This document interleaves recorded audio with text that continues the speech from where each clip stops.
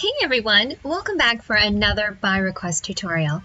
I had a request a little while back for an apple tree, so let's get started. Now there are many varieties of apple trees and it seems to matter greatly how that apple tree is left to grow. I'm not an expert in apple trees by any means, but from what I gather from visiting a local orchard and talking to the farmer there, an orchard tree is pruned and cared for obviously to ensure a nice yield of apples. If you let your apple tree grow to nature, it might end up taking a bit of a different shape and appearance as some of these pictures suggest. For today, I'm going to try to split the difference a bit and get somewhere in between.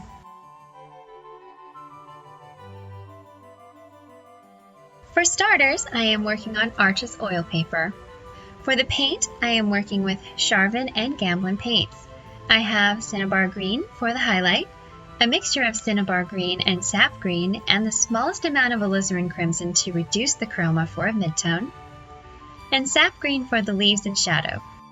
For the apples, I have Alizarin crimson for the shadow, Alizarin crimson mixed with titanium white and a touch of Perylene red to intensify the chroma for a midtone, that same mixture with more titanium white for the highlight, and titanium white for any little touches of highlight we might need. I am working primarily with a Loew-Cornell 7350 liner brush and a Vienna Spotter Brush.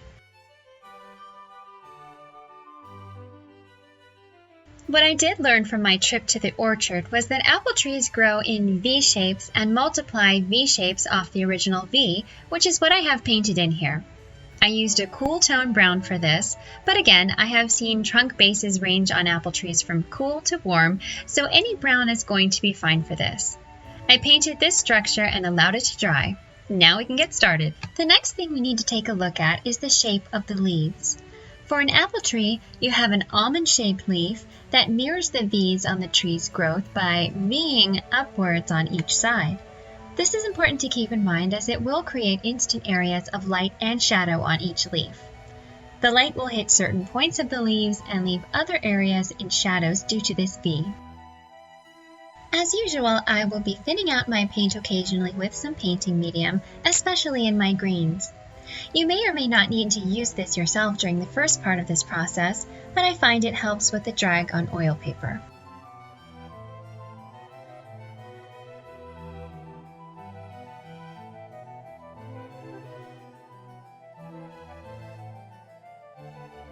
For leaves, you want to load your brush up with paint that is thin to your satisfaction. We're going to be doing a little bit of shaping with our brush, so the loading is important. To demonstrate how I will be painting the leaves, as you can see here, I am putting pressure down on my brush, unloading a bunch of paint, and then as I drag my brush, I lessen the pressure to a tip. This is much easier than going through your tree making an almond shape on the leaves with excessive brush strokes. Alternatively, you can also work from tip to base using light pressure, intensifying the pressure, and then lifting your brush back to a light pressure before removing. Now to get started.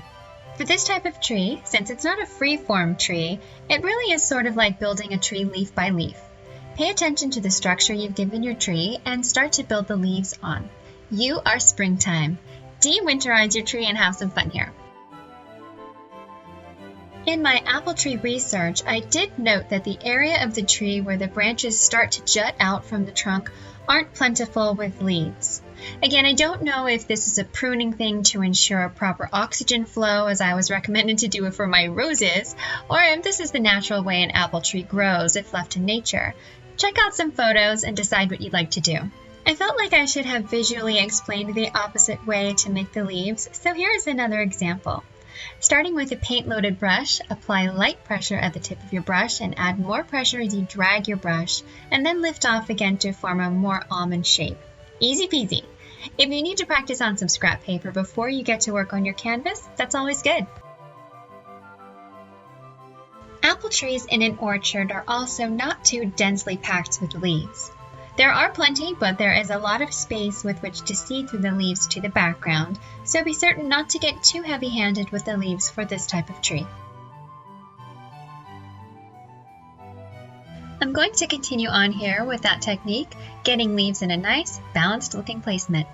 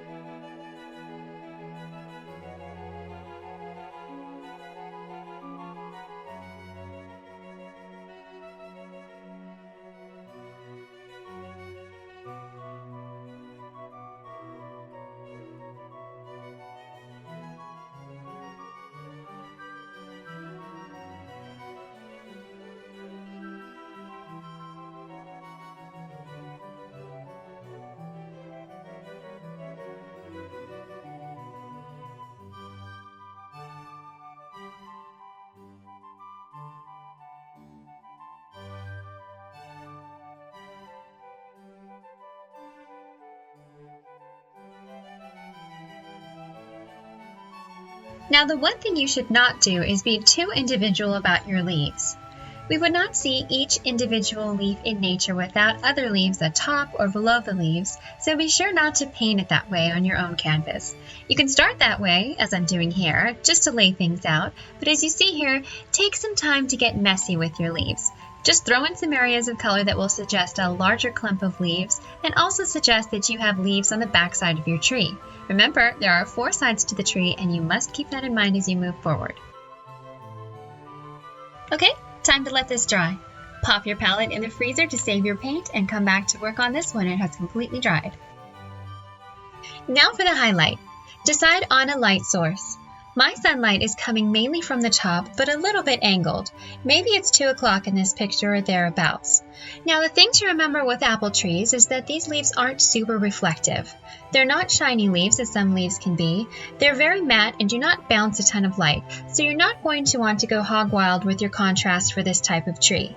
Show some highlight, but it should be a nice, happy little subtle contrast. It should not scream, "Look how I shine in the sunlight."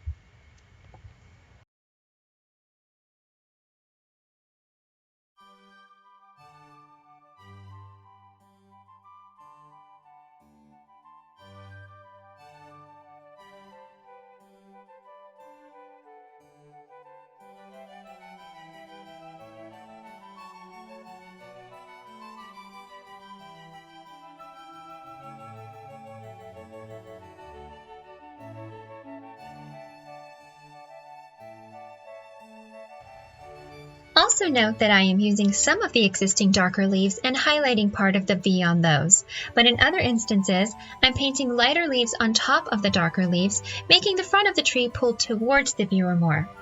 Some leaves are going in one direction, some in another, because again it's a 4-sided object. I find, with trees especially, it becomes too easy to think that they are a one-sided object the longer you work on them.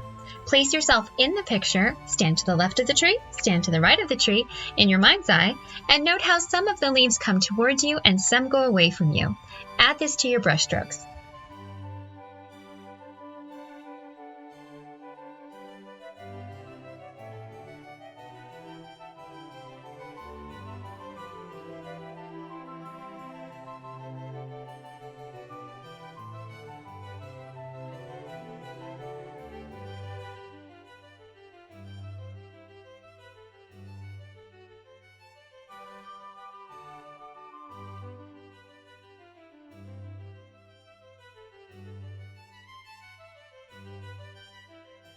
This is also where we start to remember the V-shaped structure of the leaves.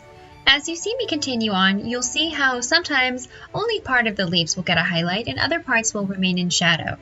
Trees never breed correctly with too much uniformity, so try to resist the urge to highlight every leaf the same way. Some go this way, some go that way, some are partly shaded, some are fully in the sun. Keep it real. Study your tree and see how it plays in the sunlight.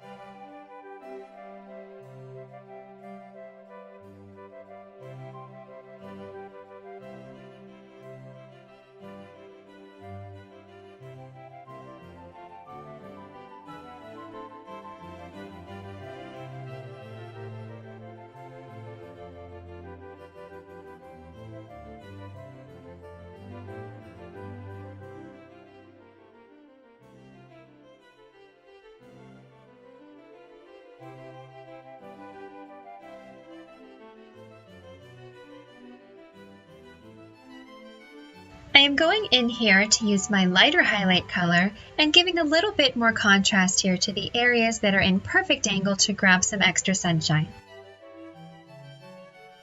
Okay, that's it for this step.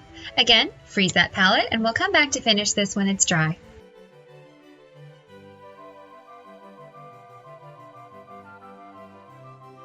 Now for the fun part, all of those lovely apples. I decided my tree will be a red apple tree, so I'm going to go in with that mid-tone and start mapping out exactly where I want all of my apples to be. Apples grow in bunches, not one here, here, and here, so you will see me group my apples as I go on. I will put some apples behind leaves and some in front of leaves, apples behind apples, and apples in the background. Resist the temptation to hang apples on your tree like Christmas ornaments.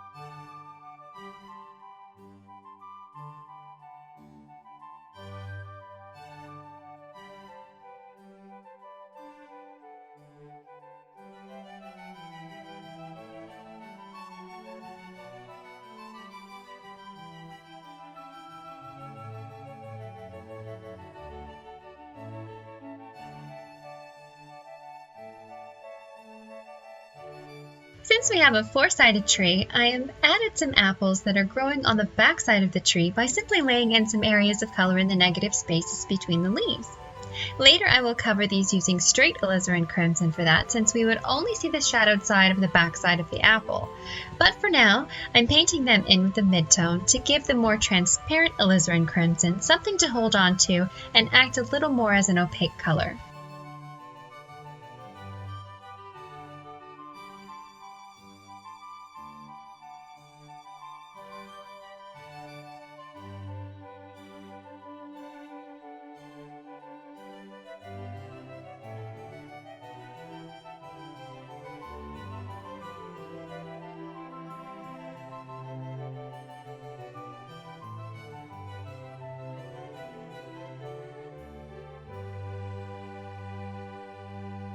Now that that's done, it's time to add some shadows and highlights to these apples and make them read as round fruit.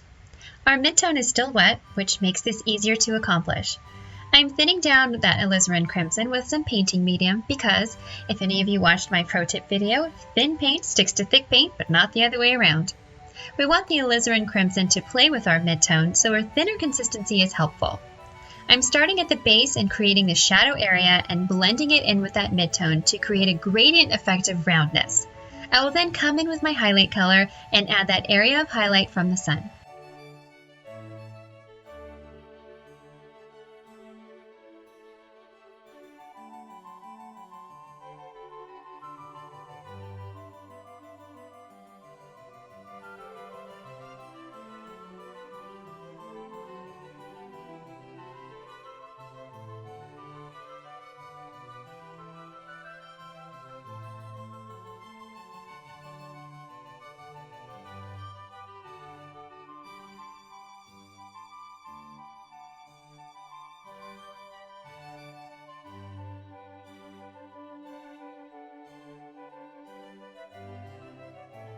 Also, this might be nitpicking, but remember that the apples you buy in the store are coated with a wax to make them shinier and more visually appealing.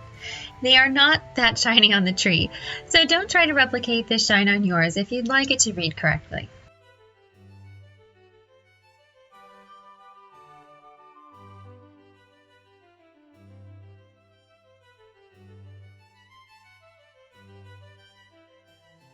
Now for a couple of dots of titanium white to highlight a few of the apples, and I will call this complete. This is the basic way I paint an apple tree for a general landscape. This apple tree is not the focal point of your painting. If your apple tree is the subject of your painting, I would go a little more detail on the leaves and the trunk. But since most of you, I would imagine, are not using an apple tree as your one subject, I'm stopping here for my 10% rule as I have discussed in my other videos. Leave the rest for the viewer to create. Thank you again for joining me for another tutorial. I hope you enjoyed this one as much as I enjoyed creating it, especially as we move into the harvest season. As always, if you have any questions or requests, please feel free to put them down in the comment section below. Let me know if you tried this tutorial as well. You can tag me on Instagram if you'd like to show me your brilliant work. Have a lovely day, everyone. Happy painting!